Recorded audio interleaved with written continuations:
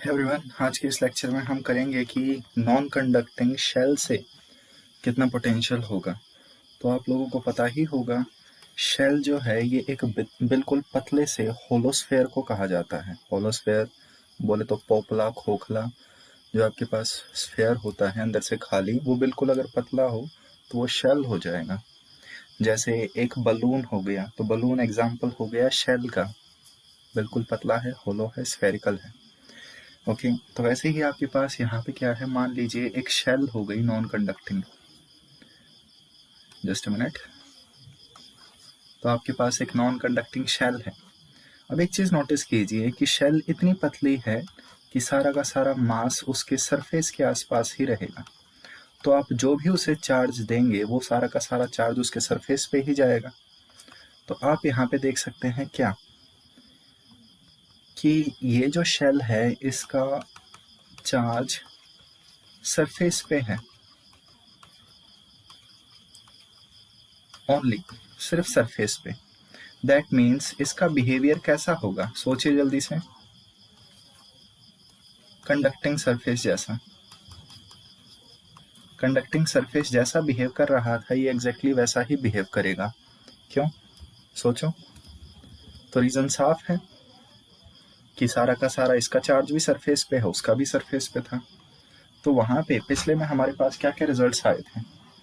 पिछले वाले में हमारे पास रिजल्ट्स थे पोटेंशियल इनसाइड, आउटसाइड और ऑन द सरफेस वाले। तो जो इनसाइड था वही ऑन द सरफेस था और आउटसाइड पॉइंट चार्ज जैसा था, बस। तो यहाँ पे सेम रिजल्ट्स आएंगे, अलग से डिराइव करने की जरूरत नहीं है, उस जैसे याद कर लेना। ग्राफ की बात करें पोटेंशियल वर्सेस डिस्टेंस का, तो आप ग्राफ देखिए कि सबसे पहले अंदर पोटेंशियल कांस्टेंट है, जैसे ही बाहर निकल गए सरफेस से पॉइंट चार्ज की तरह बिहेव करेगा और हाइपरबोलिक। तो जो पिछले वाले में ग्राफ बना था एग्जैक्टली यहाँ सेम टू सेम ग्राफ ही आएगा। अब थोड़ा सा डेटा चेंज हो जाएगा, किसके लिए? Uniformly charged non conducting sphere. इसके लिए आंसर काफी ज्यादा डिफरेंट आएगा। कैसे डिफरेंट आएगा, सोचिए। यूनिफॉर्मली चार्ज्ड ये टर्म क्या होती है? तो यूनिफॉर्मली चार्ज्ड का मतलब है चार्ज हर जगह प्रेजेंट है। दैट मीन्स अंदर भी, अंदर सरफेस पे हर जगह यहाँ पे चार्ज अवेलेबल होगा। तो देखिए, थोड़ा सा हमें पुराने ज़माने से डेटा यूज़ करने की ज़रूरत है। पिछले चैप्टर में आपने पढ़ा था कि अगर आपके पास एक uniformly charge non conducting solid sphere है तो उसके अंदर भी चार्ज प्रेजेंट होगा। तो इलेक्ट्रिक फील्ड का फॉर्मूला क्या आया था, याद कीजिए। अगर इसके ऊपर चार्ज प्लस क्यू है तो इलेक्ट्रिक फील्ड आउटसाइड कितनी थी? K Q upon R square. But electric field inside कितनी थी? K Q R upon R Q. ये कुछ फॉर्मूले थे। तो अब हमें पोटेंशियल डिराइव करना है। बाहर का और सरफेस का तो सारे इनका सेम ही रहता है, अंदर का चेंज होगा। तो अंदर का हम कैसे निकालेंगे? इस फॉर्मूला से। कहाँ से स्टार्ट करेंगे? इन्फिनिटी से, जहां पोटेंशियल 0 है। कहाँ तक? आर डिस्टेंस तक, जहां पोटेंशियल v। तो लेफ्ट साइड का इंटीग्रेशन v माइनस 0 यानी v ही हो जाएगा। राइट साइड का इंटीग्रेशन हमें दो पार्ट में ब्रेक करना पड़ेगा, बिकॉज इलेक्ट्रिक फील्ड अंदर बाहर चेंज हो जाती है।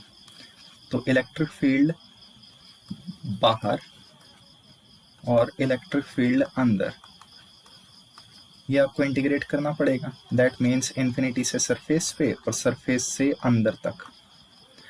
तो जब आप इसे पूरा इंटीग्रेट कर देंगे तो आपके पास एक थोड़ा सा अजीब फॉर्मूला आएगा जो काफ़ी ज़्यादा डिफरेंट होगा पीछे वाले आए हुए काफ़ी सारे फॉर्म से। जल्दी से आप इंटीग्रेशन इसका ट्राई कर सकते हैं। तो जो पोटेंशियल हमारे पास आएगा वो कितना होगा, सोचिए ज़रा एक बार। देखो, के क्यू अपॉन आर, ये तो कुछ होते थे, बट यहाँ पे अब आर क्यूब आ जाएगा। यहाँ एक 2 होगा, ऊपर 3r² माइनस आर स्क्वायर। बस देख सकते हो आप कितना खतरनाक सा फॉर्मूला है, याद तो करना पड़ेगा। एक चीज यहाँ पे इंटरेस्टिंग सी देखिए, अगर मैं डिस्टेंस को 0 पुट कर दूं, r की वैल्यू 0 पुट कर दूं, तो potential at centre would be कितना होगा, देखिए 3kq/2r। और हमें पता है कि सरफेस पे पोटेंशियल कितना होता है, kq/r। तो यहां से हम कह सकते हैं 3/2 यानी 1.5 times potential on the surface. तो सबसे ज्यादा पोटेंशियल अब कहाँ पे होगा, सेंटर पे होगा, नॉन कंडक्टिंग में। और ये सारा डेटा कब है, जब हम इन्फिनिटी पे पोटेंशियल 0 मानते हैं। कई बार क्वेश्चन को चेंज कर दिया जाता है कि सरफेस पे 0 ले लिया, तो सरफेस पे 0 लेने से, यहां 0 पुट करने से ये 0 नहीं बनेगा। क्यों? क्योंकि ये जो रिजल्ट है ये कब वैलिड है, जब हम इन्फिनिटी पे 0 पोटेंशियल मानते हैं। अगर आपने सरफेस पे 0 मान लिया है तो आपने क्या किया है, रेफरेंस चेंज की है, तब ये फॉर्मूला वैलिड नहीं रहेगा। तो थोड़ा सा ध्यान देना इन छोटी छोटी चीज़ों पे, आंसर ऐसे ही आएगा। अब चलो जल्दी से ग्राफ देख लेते हैं।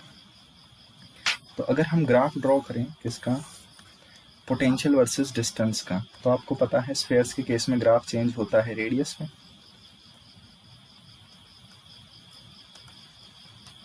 सरफेस पे पोटेंशियल कितना है, kq/r।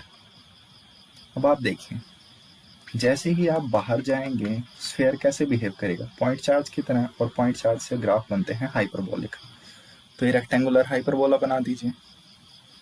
अब सरफेस पे जो पोटेंशियल है, आर की वैल्यू जब 0 होगी यानी आप सेंटर पे होंगे, तो उस टाइम पोटेंशियल क्या होगा, 1.5 टाइम्स ज़्यादा होगा सरफेस से। और अगर आपने ऊपर ग्राफ देखा है, इक्वेशन देखी है, तो पोटेंशियल और डिस्टेंस में रिलेशन देखिए, 1 की पावर 1 है, 1 की पावर 2 है। इसका क्या मतलब हुआ कि ग्राफ कैसा बनेगा, पैराबोलिक। तो थोड़ा सा इस बारे में डिटेल में सोच लेना, वीडियो पॉज वगैरह करके, अगर कुछ समझ में ना आए कमेंट में पूछ लो, लेकिन सारे क्वेश्चंस को करो। तो यहाँ पे आप देख सकते हैं कैसे हमारा ये ग्राफ इस शेप का बनेगा। तो ये जो ऊपर वाला ग्राफ है, ये ग्राफ पैराबोलिक है, और ये जो नीचे वाला है ये रेक्टेंगुलर हाइपरबोला है। तो इन छोटी छोटी चीज़ों पे थोड़ा बड़ा बड़ा ध्यान दो, इन्हें आराम से करो, सारी चीज़ें होंगी, किसी में प्रॉब्लम आनी नहीं चाहिए। ओके, तो अगले लेक्चर में मिलते हैं वीडियो लोग, बाय।